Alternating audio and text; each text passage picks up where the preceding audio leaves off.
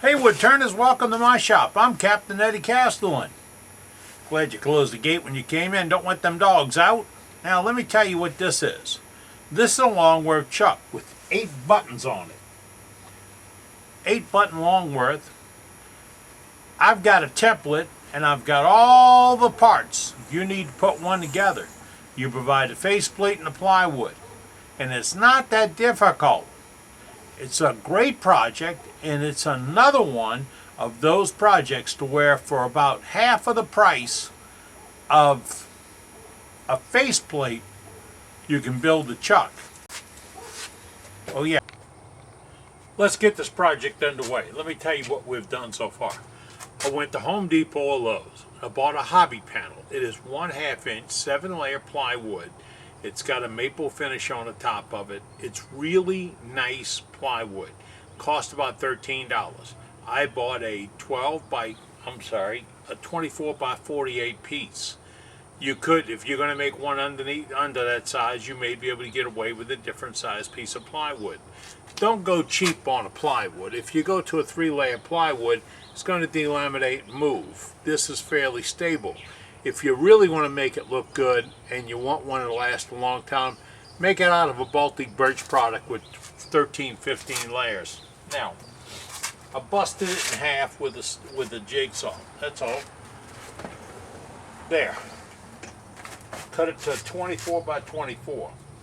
Then I laid out an X in the middle of it. But I didn't go corner to corner, corner to corner. I went across one time. Then I took my square, squared off that in the center, laid it off because this has to be 90 degrees at these 4 intersections, right? Not just an X, it has to be 90 degrees. Now, because I'm going to lay them both out at the same time, I'm just going to take a 6-penny nail and go hard.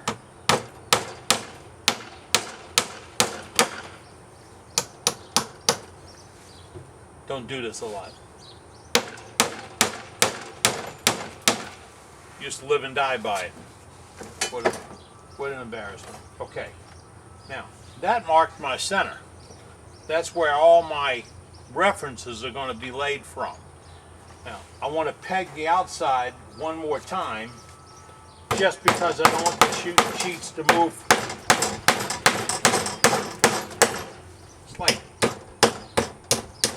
It's like doing horseshoes on a diving board, I tell you.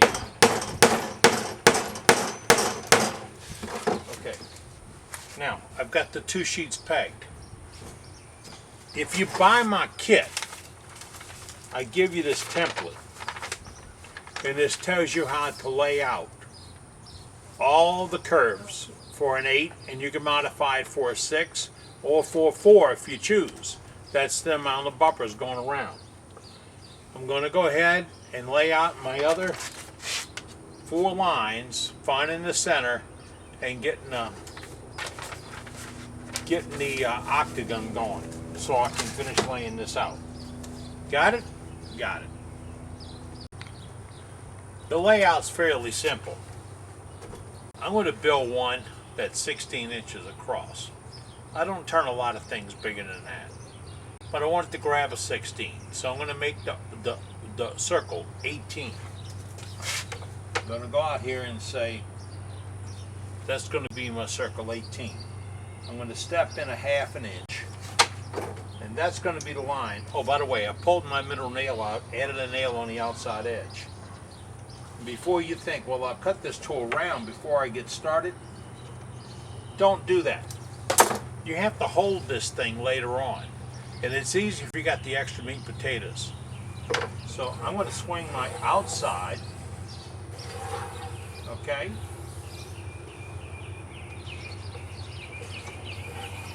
And I'm going to cut this later on with the circle cutter on my bandsaw. Then I'm going to come in, move it in a 1/2 inch, and swing the minimum for the arcs. All that's shown on the drawing.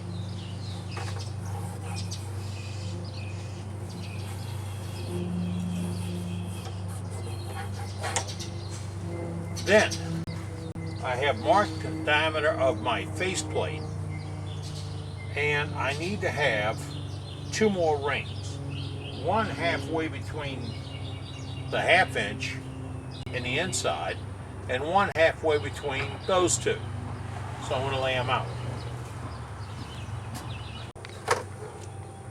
I now have it all laid out. I'm going to go to my drawing and say this according to the drawing, and I give you a couple of scale dimensions to work with. This ring here is a D, C, B, A. That's like A, B, C, D in backwards order. All right? Now, we're going to use the intersections of these rings to lay out our arcs. In order to get them, we're going to have a pivot point. And our pivot point is going to be where the divergent lines cross the C ring. If you look at it here, the C ring, where the divergent lines cross the C ring is my swing point. So just to make sure I don't step up here and drill the wrong holes, I just marked those 8 points. I'm going to drill a pilot hole and then a 1/4 inch hole at those 8 points through both sheets at one time. It'll be like magic. I'm going to cut the first one and the second one's going to line up identically. Like magic. I drilled those 8 holes, but while I'm at it, I want to lay out my finger holes and drill those. They're going to be just inside of the furthest outside circle, directly between the 8 tangents. I want to drill the pilot holes for that. Later on, I'll probably use my forcing bit on a drill press with a block underneath it so it doesn't split up a lot. But let's get the pilot holes done right now. And why do I do pilot holes? Because I'm using a bullet tip or a spurt tip to drill the rest, and I don't want them to wobble or walk off. That's why I did a pilot hole. The next step would be to separate the 2 panels, get your router, and start with the arcs. And I like to draw out the start and stop of the arcs. When you get going, you have to remember that on an 8, you don't want them all to go down to the bottom. I'll explain why when we get it together. What fun would it be if I didn't change the rules halfway through the game? It'd be like a regular day, wouldn't it? Remember I said don't cut those finger holes until later? I changed it on the one I did out of plastic and didn't realize I did it. Change it now. You need those finger holes to start your arcs in.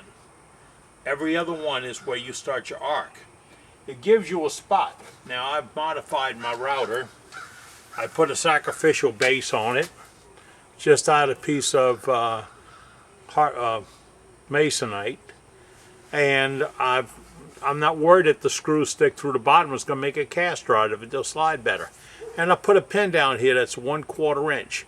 This pin matches the hole that I've got for the swing. You got it? Okay, now I'm going to go ahead and close up on this and see if I can show you what I'm doing. Okay? As I said earlier, if you're doing an 8 side, you don't want all the sweeps to go down to the center. Why? Because it'll weaken it. And I've got mine laid out for a 6 inch. If you're doing for a mini lathe, it's going to come down to a 4 inch or maybe a 3 inch. You bring all those sweeps down to a 3, it's going to have some flex to it. So let's not go all the way down. We start with putting it in a pivot point, just like that. Might need to thump it a little bit. I don't want it to move. And that'll fall right into the finger groove over here. And then I'm going to swing over to here. Now, how do I know where to stop? Well, I really don't. So I'm going to go in and out a few times. I'm barely cutting through the plywood. Just barely. I don't want to groove up, and I'm up off the base, okay? So let's get it started. With this finger hole, I can start it free and clear.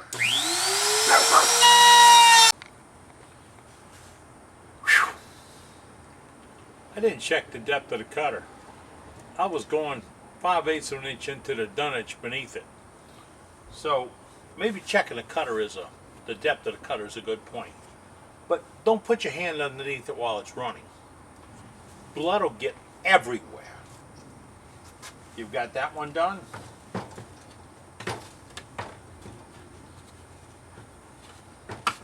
Okay, that's this one. We don't want to do this one.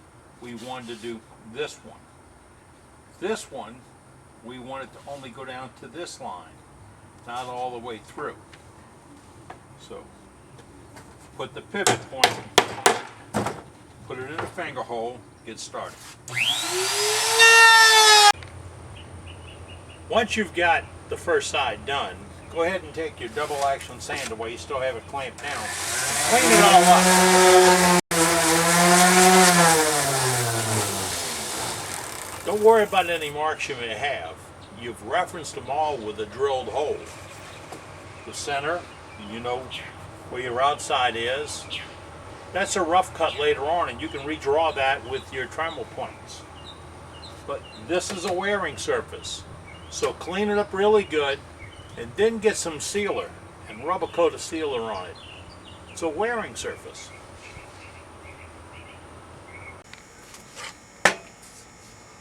Once you've got the piece cut roughly, and I got a little closer than the 1/4 inch I talked about, we're going to mount this on a face plate. My long-term plan is to turn a aluminum face plate or a dovetail plate and put it on here permanently, because I don't want to tie up a $30, $40 face plate for a chuck. I know it's a good chuck, but I don't like tying them up. So, to get it lined up perfect, this is not a pretty blue faceplate. This is double stick tape. And it's that duct tape brand, or that one that I like that you get from Lowe's. It really holds well. And it actually won't hurt just being underneath there when we get done. Except it's going to make getting this off a little bit harder. But we're going to take this. Remember that hole we put in the center with the nail? That's our reference. We're going to put our reference on our tailstock center. Yeah. Then, and I'm going to do this, I probably block your vision. Then we're going to slide up, get it up close, and crank it in there.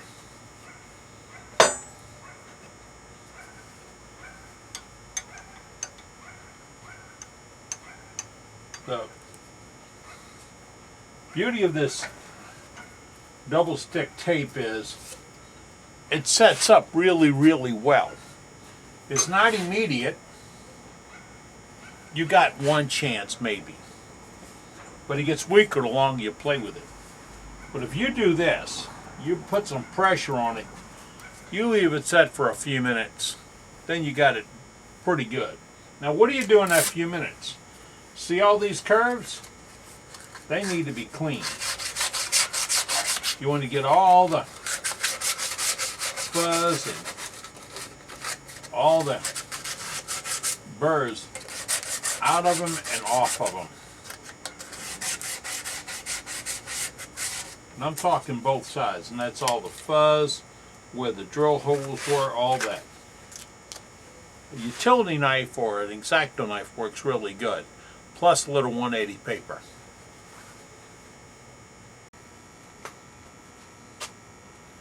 Once the tape sets up, it's normally about 5 minutes. Go ahead and drill this out for the bolts that you're going to put it on with. I said bolts. You don't want to do this with screws.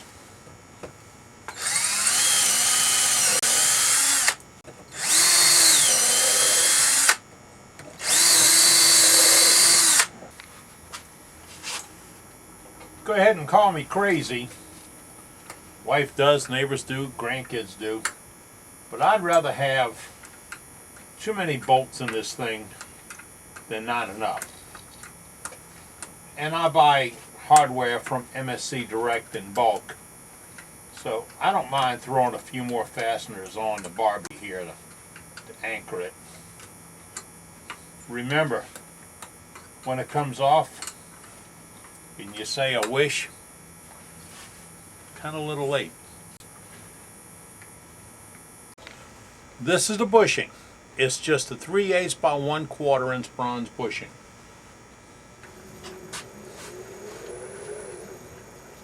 Keep the speed down. We're going to drill right through the center, nice and gently. What's the bushing do? The bushing makes sure that these two circles always stay meshed and pivot at one point.